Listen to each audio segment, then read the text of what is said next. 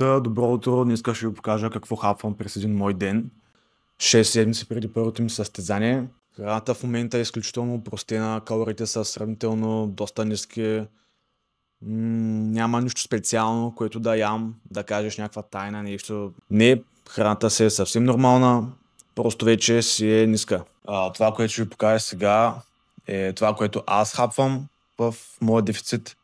Нали, не го копирайте, не яжте абсолютно също и да очаквате абсолютно същите резултати като мен.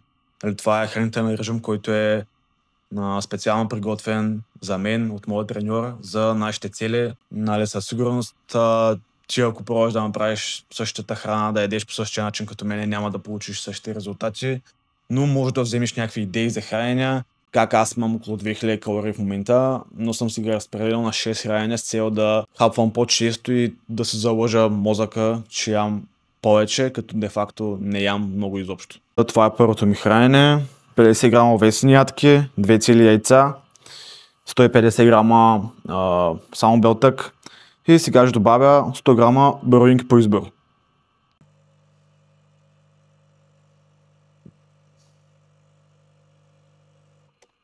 Това е финалната версия на храненето. Аз добавях 100 грама боровинки, но мога да сложа всеки един друг вид бери. В случая аз съм сложил замразени боровинки. Като си направих едно черно кафе за после. Друго нещо, което забравя да спомена е, че това цялото хранене съм си го направил като съм станал, съм си го сложил в хладилника. Според мен, като сложиш всяко едно сладко хранене в хладилника, става много по-вкусно. После отидах си направих кардиото 1 час стълби, прибрах се и чак сега ям. Така, в момента тук си правя въглехидрата за следващите 2 хранения. Имам 70 грама ориз суров и 150 грама картофи с малко зеленчица. И междувременно ми се готви в airfryer пилешкото месо, което ще е готово след 5 минути. И ще ви го покажа. Ето го и финалния резултат. 70 грама ориз, 150 грама пилешко в сготвено състояние и 20 грама моркови за вкус. Това е. И така, сега дойде време за преди тренировъчното хранене, което е оризов гриз, който съм сложил в фризера, за да стегне и да стане студен. Ето го. И към това просто прибавям 20 грама фъстъчено масло. Един страшен лайфхак е просто от опаковка за кетчуп да сложите фъстъченото масло, за да може да направите така.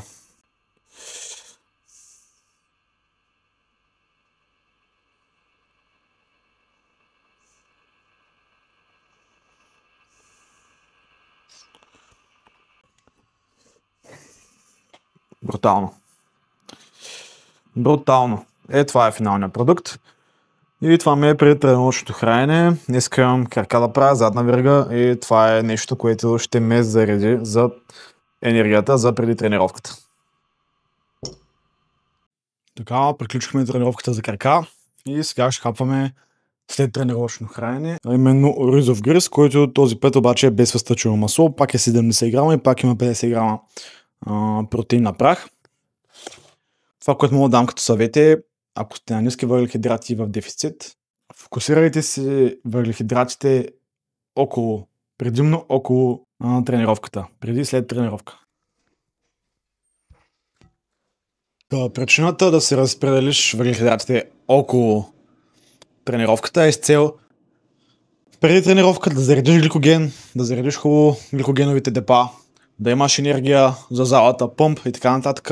Този гликоген ще го изразходиш по време на тренировката и да можеш да го възстановиш веднага с след тренировъчното хранене. Така че е добре преди и след тренировка да ядеш бърз въглехидрат. А именно аз примерно най-обичам и предпочитам да ям оризов гриз, понеже много е вкусен, много ми харесва. Мога да си го направя много обемен, което е перфектно за дефицита. И да, за мен това е 10 от 10 хранене в дефицит. Просто брутално. Показвам и последното хранене за деня. 180 грама суров телешки шоу и съм се добавил и малко краставичка, около 50 грама, просто за вкус. И това е храната ми в един тренировъчен ден. Ако такъв тип съдържание ви харесва, лайкнете клипа и до скоро!